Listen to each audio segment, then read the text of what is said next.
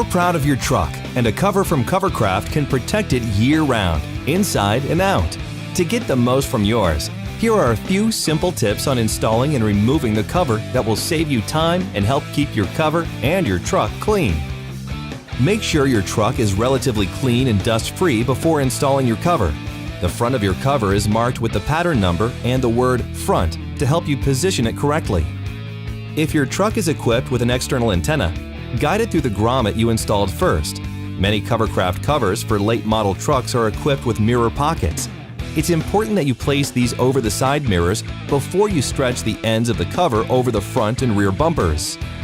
Your cover is equipped with grommets and reinforcements on either side at the bottom for use with an optional security cable, and these can also be used with the provided rope to pull the cover tight to help secure it in windy locations, even if the security cable is being used. To remove your cover, undo both ends from beneath the bumpers, then fold up both sides onto the top of the car, being careful with the mirror pockets and antenna grommet if present. Fold the cover into a long strip about 2 feet wide, being cautious to make sure that the inside of the cover doesn't touch the outside of the cover. Start at the front of the truck and fold the cover in about 3-foot sections from the front to the back. If you follow the same process when you install and remove your cover, it should take just a minute each time, and it will help you keep your Covercraft cover in the best condition possible. Covercraft offers a wide range of indoor and outdoor covers to meet your needs,